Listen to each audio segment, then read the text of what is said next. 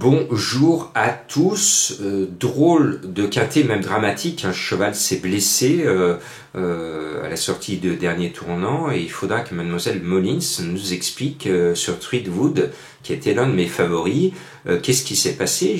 On reste à 100 mètres dans un quintet à Clairefontaine. Les chevaux abordent le tournant, on est encore en face. Qu'est-ce qui s'est passé avec Threadwood? J'aimerais qu'on m'explique, que les commissaires nous expliquent et que Mademoiselle Molins nous explique ce qui s'est passé. Alors, je pense que le cheval devait être pas bien. Il y a eu un gros problème parce que pour être dans un quintet de plat à 100 mètres, on serait cru dans un quintet à Hauteuil où certains chevaux doués peuvent revenir du diable Vauvert, comme on dit, à Hauteuil. Ça peut se voir, un cheval qui rentre dernier dans le dernier tournant et qui dispute finalement l'arrivée. Donc je l'ai un petit peu en travers parce que je trouve que cette course de lundi n'était pas très belle à voir. Bon, je referme cette parenthèse. On va au petit trot à Vincennes avec des chevaux de qualité. Pour moi, il y en a un qui sort du lot parce qu'il vient de courir et de bien courir le critérium des 4 ans, donc de sa génération. C'est le 7 Django Vici, donc il dégringole de catégorie et donc là face à des chevaux moindres, qui n'ont pas la pointure classique, eh bien, pour moi, c'est un petit soleil, normalement. Bon, quand on écoute sa musique, elle fait froid dans le dos, hein. 6e, 4e, 5e, disqualifié, 3e, 3e, 6e, 9e, 11e, mais 11e dans le critérium des 4 ans. Pour moi, je me pose pas de questions, je le mets en tête et je lui pose un cheval plus régulier que lui, le 9 Ideal Goin. Il va le mettre dans le trou numéro 9 sur ce Goin. Le cheval est loin et confiant, François Lagadoc est aux commandes. Je pense qu'il doit défendre nos économies. Et puis le 10 Indico Piergi qui vient de battre le cheval dont je viens de vous parler, eh bien il est en forme, il est mené par celui que je surnomme le PP, à cause de ses initiales PP, Paul Ploquin.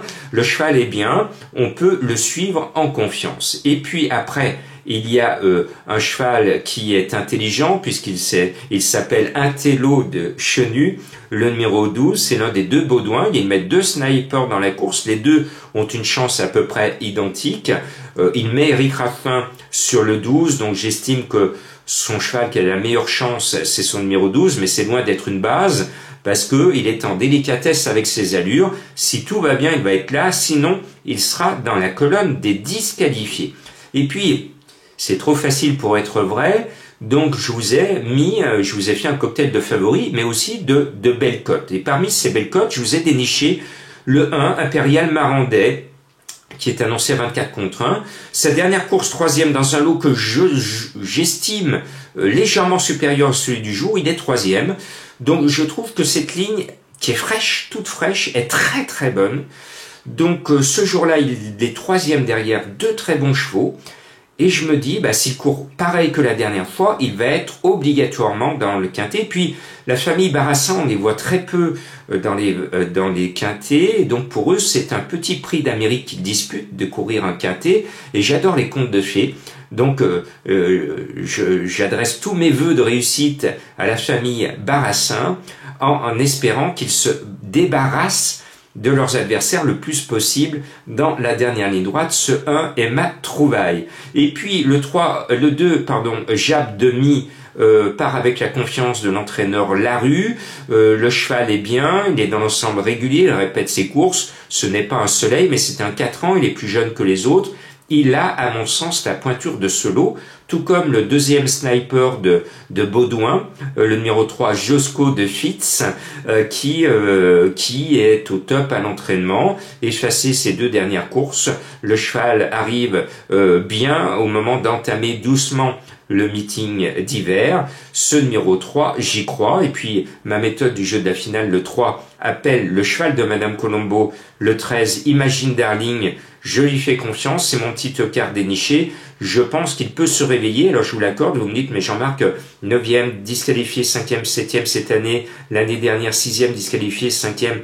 Ce n'est pas sérieux de nous conseiller. Eh bien oui, mais je pense que le cheval n'a pas montré cette année sa vraie valeur. Et quand on passe des mois à entraîner un cheval, au bout d'un moment, il faut qu'il paye son avoine. Et c'est peut-être le jour où il va payer son avoine.